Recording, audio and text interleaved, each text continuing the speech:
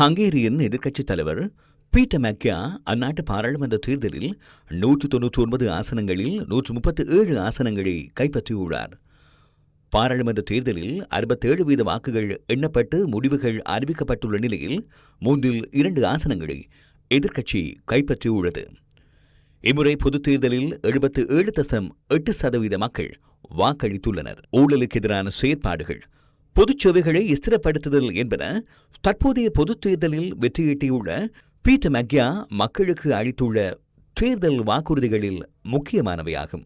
அதற்கமைய கடந்த 14 வருடங்களாக நீடித்த ட்ரம்பின் ஆதரவாளர் விக்டர் ஓபனின் ஆட்சிக்கு முற்றுப்புள்ளி வைக்கப்பட்டுள்ளதுடன் அவர் தனது தோல்வியை ஒப்புக்கொண்டுள்ளார். தேர்தலுக்கு ஒரு வாரத்துக்கு முன்னர் அமெரிக்க துணை ஜனாதிபதி ஜேடி வான்ஸ் ஹங்கேரிக்கு விஜயம் செய்திருந்தார்.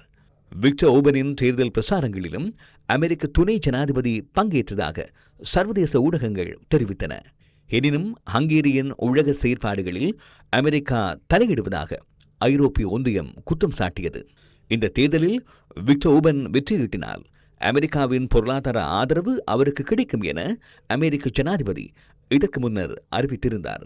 1989 ஆண்டில் ஹங்கேரியிலிருந்து சோவியத் படைகள் வெளியேற வேண்டும் என வலியுறுத்தி புரட்சி செய்த இளம் புரட்சியாளராக விக்டர் ஓபன் அறியப்படுகிறார். அவரது கட்சியான ஃபிட்ஸ் கட்சியும் இளம் லிபரல் கொள்கையுடைய சிந்தனையாளர்களின் ஆதரவுடன் ஸ்தாபிக்கப்பட்டது. விக்டர் ஓபன் 35 வயதில் ஹங்கேரியின் இளம் வயது பிரதமராக தெரிவு செய்யப்பட்டிருந்தார். ஹங்கேரியை நேட்டோ அமைப்புடன் இணைப்பதற்கு அவர் தலைமைத்துவம் வழங்கியதுடன் ஹங்கேரியின் பொருளாதாரத்தை நிலைநிறுத்துவதிலும் பெரும் பங்காற்றினார்.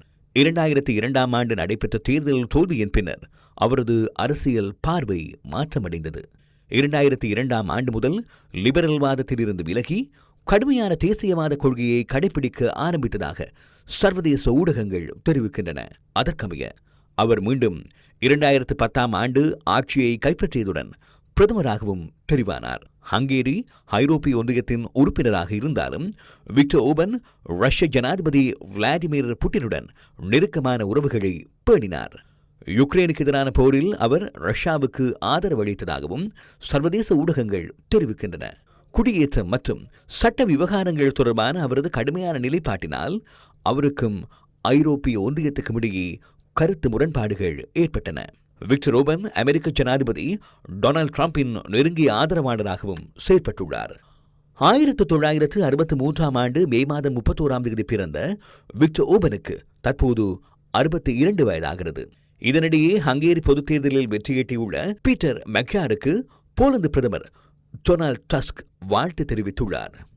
தனது முதல் உத்தியோகபூர்வ விஜயமாக போலாந்து அமையும் எனவும் தெரிவு செய்யப்பட்டுள்ள புதிய பிரதமர் பீட்டர் மெக்கியார் கூறியுள்ளார்.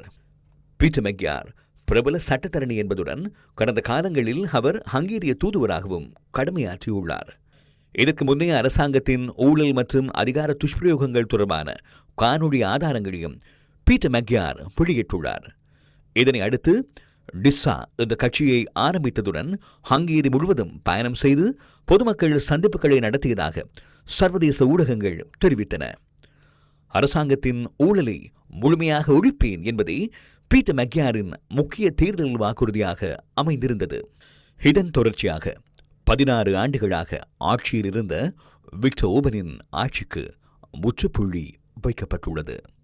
புதிய பிரதமராக தெரிவு செய்யப்பட்டுள்ள பீட்டர் மெக்கியாருக்கு தற்போது 45 வயது என்பது குறிப்பிடத்தக்கதாகும்.